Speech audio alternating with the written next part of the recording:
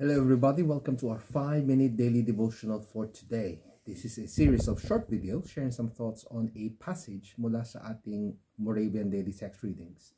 And we continue sa ating pag-aaral ng Hebrews, a book written by an unknown author to the Christian Jews at that time.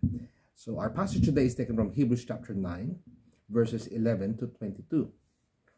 So from yesterday, we understand that the writer is talking about yung pattern of the tabernacle in the Old Covenant, where we have the holy place and the most holy place.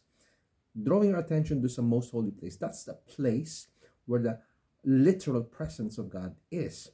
And once a year, the high priest would come into the most holy place. And here we are seeing a pattern wherein Jesus serves as the great high priest.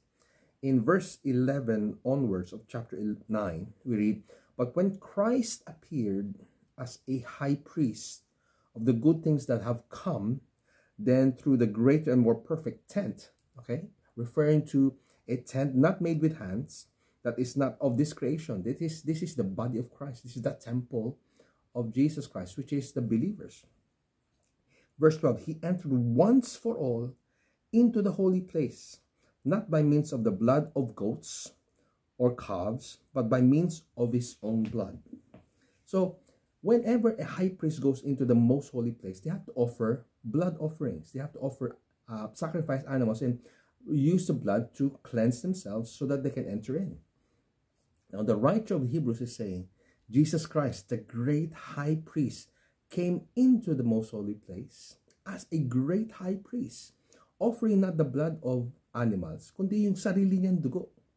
And this is powerful because we're talking about Jesus, the Son of God, perfect, holy, righteous.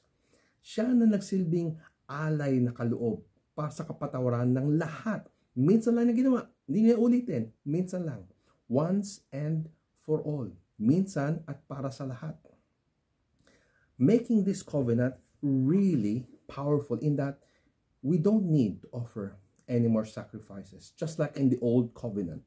In this new covenant, where God writing his word on our minds and in our hearts, was made possible by the very blood of Jesus Christ, the Son of God. Sa mismong dugo ni Kristo, nagkaroon tayo ng kaloob, nakatanggap-tanggap sa Diyos, na hindi na tayo kailangan magkaloob ng anumang blood offerings para tayo maging katanggap-tanggap sa Diyos.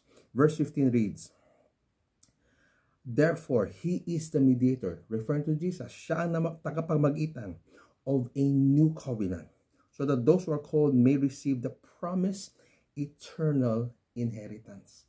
Hindi lang tayo pinatawad with this one offering, but we also became recipients. Tayo tagapagmana ng walang hanggang tagapamana mula sa Diyos, an eternal inheritance.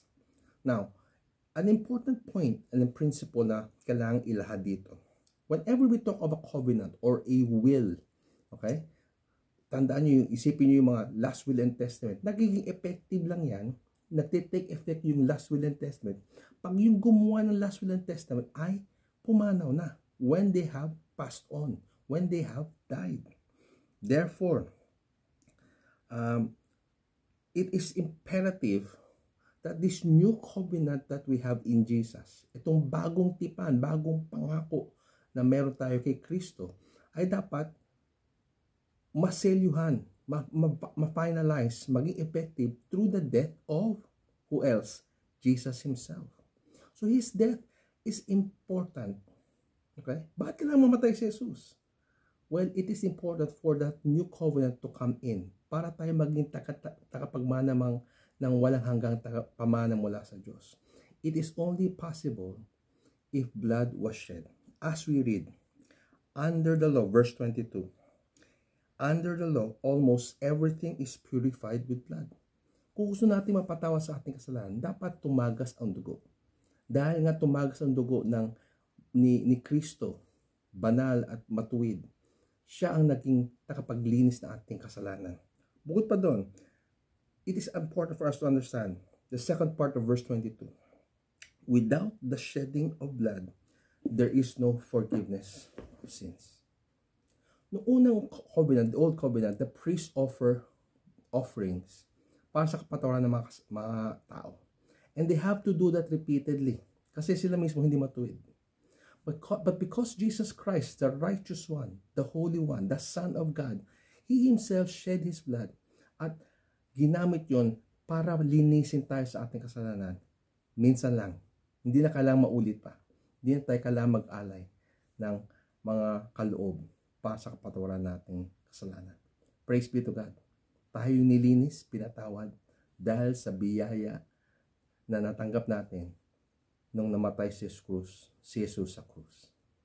Ngunit hindi siya namatay lang. Nabuhay siya muli at naghaharing kasama sa luklukan ng kanang luklukan ng ating Diyos Ama. Ating papurihan at parangalan ng ating Diyos.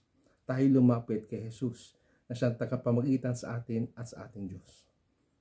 Praise be to God. May God bless you with His wonderful word. And may you live out and follow His word.